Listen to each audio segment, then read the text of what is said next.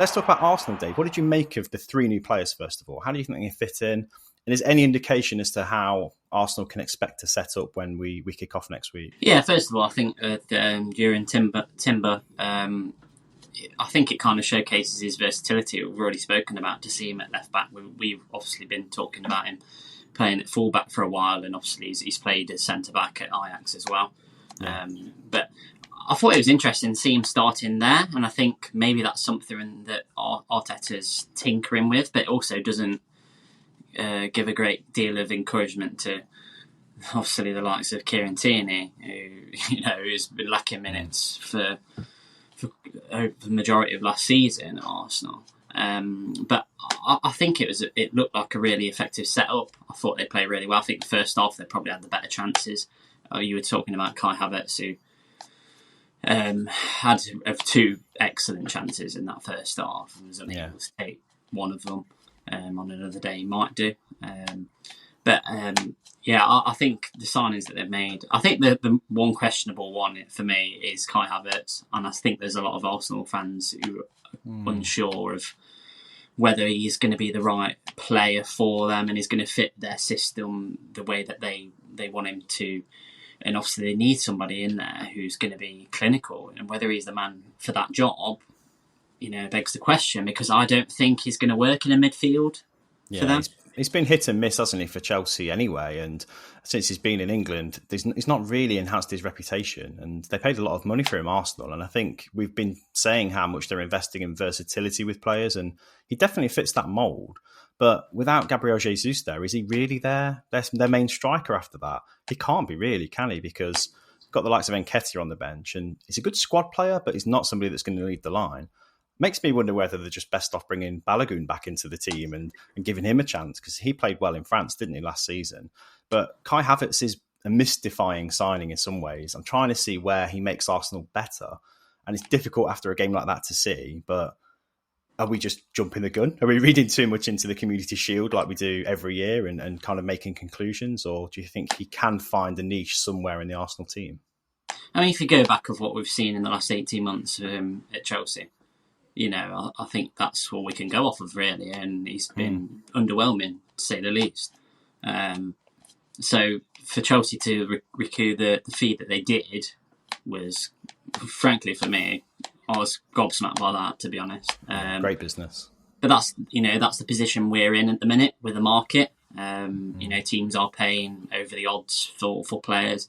Clubs are actually gaining a lot of money back for players they've invested in. You look at, for instance, the likes of Harry Maguire. There's fees of 30-40 million being banned. I think West Ham have just put a bid of 30 million in for him, which is ridiculous if you look at his form that he's had over the last 12 months, 18 months. It's crazy to say, but I feel like Arsenal need a striker, probably more of a target man than anything, just to give them something different, because Jesus isn't the most clinical striker. He's not actually the best finisher around. They could do with somebody like an Olivier Giroud, which sounds crazy to say, but I do feel like they need a number 9. It's crazy, isn't it? Because they're playing the kind of football that City were renowned for before Haaland got there. They're playing the ball really well, similar kind of formation, similar players out wide as well, but a false 9 almost every game. And until Haaland was installed as City's main striker and main threat, that seemed to be their only dimension, albeit they did it brilliantly.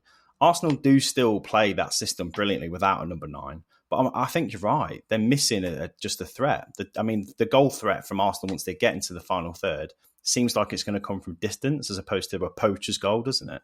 Well, I know the 2 easiest chances fell to Havertz in that first half, and he wasn't able to put them away. And I thought, do you know what I mean? I think you need to be creating those sort of chances. You need a striker who's probably going to get 3 or 4 very good chances in a game to put 1 or 2 away.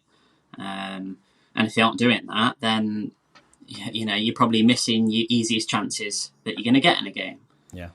So like you say, there wasn't a great deal of chances in this game. I mean, City obviously had that good chance with Foden, probably to seal it at the very end before Arsenal went on to score their equaliser.